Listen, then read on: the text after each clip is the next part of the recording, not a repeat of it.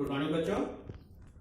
आज मैं फिर एक टॉपिक लेके आया हूं जो क्लास 10 के साइंस केमिस्ट्री से है, जिसमें हम लोग फिर आज एक यौगिक की बात करेंगे जिसका नाम है प्लास्टर ऑफ पेरिस। तो हम लोग आज फिर जानेंगे कि प्लास्टर ऑफ पेरिस क्या है, इसका रासायनिक नाम क्या है, इसके रासायनिक सूत्र क्या है, इसके निर्माण कैसे होता है, इसका उपयोग कहां कहां होता है, इन सब के विषय में हम लोग जानेंगे। प्लास्टर ऑफ पेरिस, इसका शुरुआत सबसे पहले मिस्र में हुआ था। पेरिस एक मार्टमात्रे नामक एक पर्वत है जहां पर यह पाया गया था, जहां लोगों ने इसका उपयोग पानी में मिला करके अच्छे अच्छे स्मारक बनाने में करते थे। बाद में इसका चिकित्सा जगत में बहुत सारे जगह में इसका यूज होने लगा। तो हम लोग को सबसे पहले जानना है कि प्लास्टर ऑफ पेरिस का रासायनिक नाम क्या है। प्लास्टर ऑफ पेरिस का रासायनिक नाम है calcium sulphate hemihydrate. Calcium sulphate hemihydrate. Hemihydrate, hemi मतलब जल का आधान। कैल्शियम सल्फेट इसका रासायनिक सूत्र, इसीलिए रासायनिक सूत्र इसका होता है CaSO4 हाफ H2O। हेमी का मतलब हाफ हुआ, हाफ H2O। तो कैल्शियम सल्फेट हेमीहाइड्रेट इसका रासायनिक सूत्र है।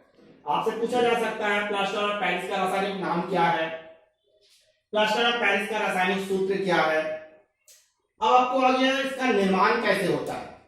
प्लास्टर ऑफ पेरिस का निर्माण कैसे होता है, तो इसके लिए हम लोग कहते हैं कि जिप्सम, देखिए जिप्सम, जिप्सम जिसका सूत्र है CaSO4 2H2। CaSO4 2H2O, रासायनिक नाम कैल्शियम सल्फेट डाइहाइड्रेट। देखिए दो के लिए डाई, हम लोग पहले ही पढ़े थे। मोनो के लिए, एक के लिए मोनो होता है, दो के लिए डाई होता है, तीन के लिए ट्राई होता है। इसी प्रकार से ये 2H2O, 2H2O का मतलब डाइहाइड्रेट, तो कैल्शियम सल्फेट डाइहाइड्रेट। और देखिए आधा रहेगा तो कैल्शियम सल्फेट हेमीहाइड्रेट। तो gypsum calcium sulphate dihydrate, gypsum को 373 केल्विन, जिसको हम लोग 100 डिग्री सेल्सियस कहते हैं, 373 केल्विन पर गर्म करने से प्लास्टर ऑफ पेरिस बनता है। जिप्सम को 373 केल्विन पर गर्म करने से प्लास्टर ऑफ पेरिस बनता है। देखो इसका रिएक्शन CaSO4 2H2O, एरो दे दिए हैं। देखिए गर्म कर रहे हैं, गर्म का ये साइन है हीट बेलेज 373 केल्विन, जिससे बनता है CaSO4 half H2O plus 3/2H2O। जल के 1.5 अणु बाहर आ जाता है।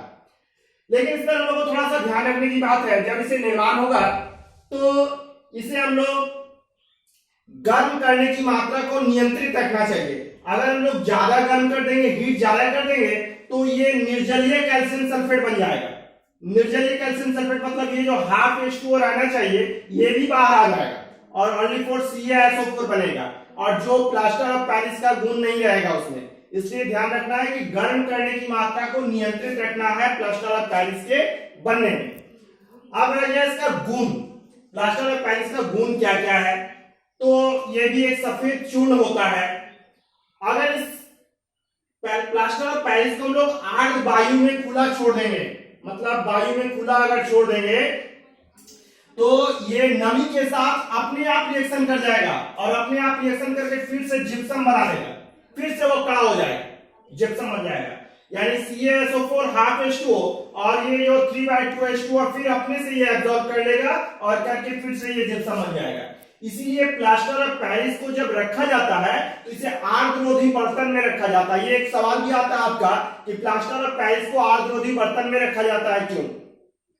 क्योंकि अगर आर्द्ररोधी मतलब क्या, पूरा एयर टाइट में रखा जाना चाहिए। एयर टाइट नहीं रखेंगे तो क्या होगा, ये वायु से जो नमी है उस नमी को एब्जॉर्ब कर लेगा और एब्जॉर्ब करके फिर से हमारा जिप्सम तैयार कर देगा, जिससे प्लास्टर ऑफ पेरिस का गुणधर्म सारे समाप्त हो जाएगा।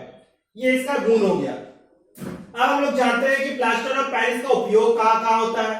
तो प्लास्टर ऑफ पेरिस का उपयोग चिकित्सा जगत में टूटी हुई हड्डियों को सही जगह बैठाने के लिए, हम लोग जानते हैं अगर हड्डी टूट जाता है तो प्लास्टर होता है, तो प्लास्टर करने के लिए जो सफेद चून का इस्तेमाल होता है वो प्लास्टर ऑफ पेरिस होता है। दूसरी बात, मूर्तियों के सांचे बनाने में, बहुत सारे मूर्ति है उसका सांचा बनाते समय प्लास्टर ऑफ पेरिस का यूज किया जाता है।